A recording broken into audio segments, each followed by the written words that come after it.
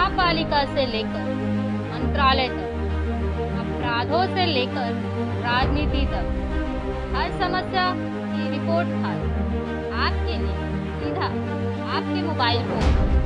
आप देख रहे हैं नया सवेरा न्यूज। सर, नया सवेरा न्यूज़ में फिर से आपका एक बार स्वागत है। और 9 अप्रैल को मनसे प्रमुख राज ठाकरे ने गुड़ी पड़वा के मेलावा में उन्होंने बीजेपी को बिना शर्त समर्थन देने का उन्होंने ऐलान किया है। क्या कहना चाहिए? राज साहब की रैली में उन्होंने जाहिर तौर पे कहा है कि वो एनडीए को मोदी जी के लिए, मोदी जी के नेतृत्व के लिए वो बिना शर्त समर्थन करते हैं और इसका हम बहुत बहुत स्वागत करते हैं। और जब से सर उन्होंने बिना शर्त बीजेपी को उन्होंने समर्थन देने का ऐलान किया है, कहीं ना कहीं उत्तर भारतीयों के अंदर नाराजगी दिखाई दे रही है। कई कई इलाकों से कुछ उत्तर भारतीय संख्या में वो उद्धव ठाकरे गुट के पक्ष में उन्होंने उद्धव ठाकरे का उन्होंने दामन थामा है।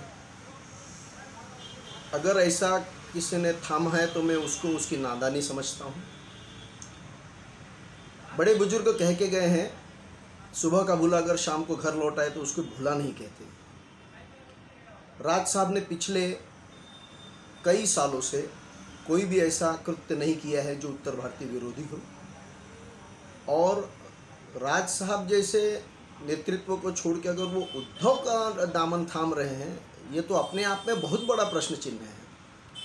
जिन्होंने मुख्यमंत्री के कुर्सी के लिए अपने परिवार का 2-2, 3-3 पीढ़ी की विरासत, हिंदुत्व का जो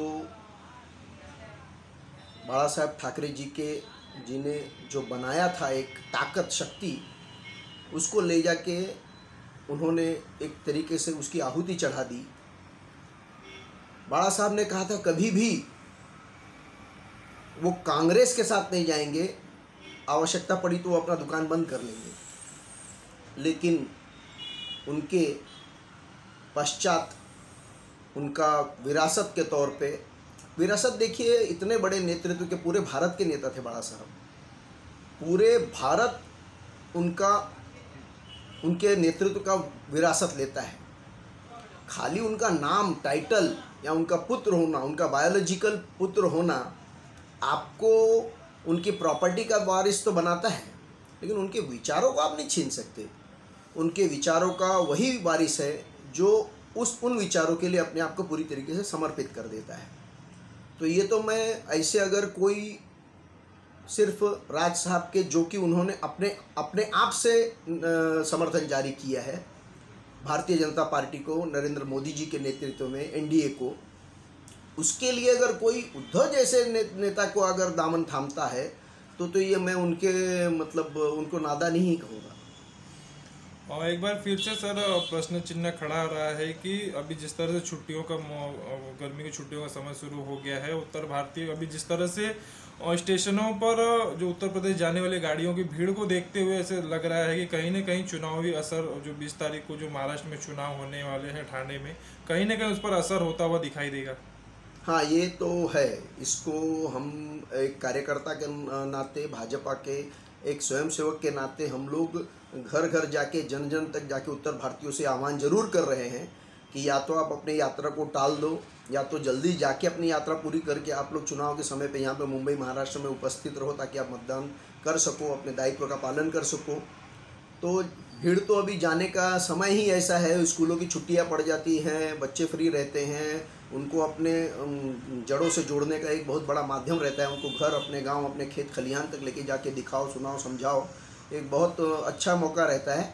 लेकिन फिर भी मैं मानता हूं कि जो यहाँ से अभी जल्दी जा रहे हैं, अभी 20 मई को महाराष्ट्र में इधर थाना में चुनाव है, तो मुझे उम्मीद है कि वो समय से लौट आकर अपना दायित्व का निर्वाह करेंगे।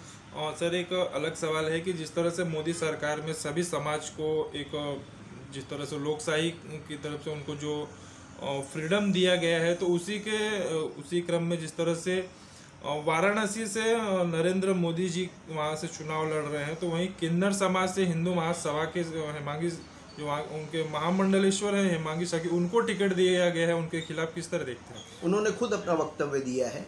उन्होंने भले मोदी जी के सामने वो चुनाव लड़ रही हैं, लेकिन खाली किन्नर समाज के अस्तित्व को स्थापित करने के लिए वो ये चुनाव लड़ रही हैं और उनका स्वागत है, उनका अधिकार है, वो ज़रूर लड़े। और जिस तरह से अभी जो मनसे ने जिस तरह समर्थी है, तो कहीं ना कहीं उत्तर भारतीयों के अंदर इस चीज़ को लेकर नाराजगी दिखाई देगी, या अपने जो उनके जो किए हुए पहले के जो अपमानजनक, इनको क्या भुला पाएंगे उत्तर भारतीय? देखिए, उत्तर भारतीय समाज राजनीतिक सामाजिक रूप से परिपक्व है, और अगर आपकी विचारों को, आपकी विचारधारा को अगर आपका विरोधी भी समर्थन कर रहा है, आपके हित में समर्थन कर रहा है, आपके लिए हितकारी है, तो इसमें उसका विरोध करने का कोई तुक ही नहीं है। वो तो समर्थन ही कर रहे हैं ना, बिना शर्त समर्थन कर रहे हैं। मैं तो स्वागत करता हूँ। कहीं ना कहीं तो बीजेपी को समर्थन देने के बाद उत्तर भारतीयों में नाराजगी की तरह से बीजेपी को वोटिंग का फर्क पड़ सकता है? बिल्कुल नहीं, सवाल ही नहीं उठता है। अगर इस मुद्दे पर अगर कोई भाजपा के छोड़ के किसी राज साहब के समर्थन की वजह से अगर वो छोड़ के जाने के बाप की भाषा करता है, तो ये उसकी बेवकूफ़ी कहा जा सकता है।